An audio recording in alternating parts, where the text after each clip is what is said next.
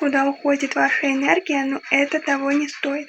Ваша энергия уходит на какую-то сложность, на какую-то проблему, и, возможно, это именно финансы, либо какая-то материальная сфера, физическая, о которой вы все время думаете, все ваше внимание именно туда направлено, и вся ваша энергия утекает именно в это русло. Но главная задача в том, чтобы отпустить это и довериться самой жизни, потому что все разрешится так, как должно, во благо для вас. Тут главное жизни доверять и не сливать туда свою энергию, потому что это только мешает и никак не помогает ситуации. Это мешает как вам, потому что это вас очень сильно изнашивает по ресурсам, так и ситуации мешает разрешиться быстрее.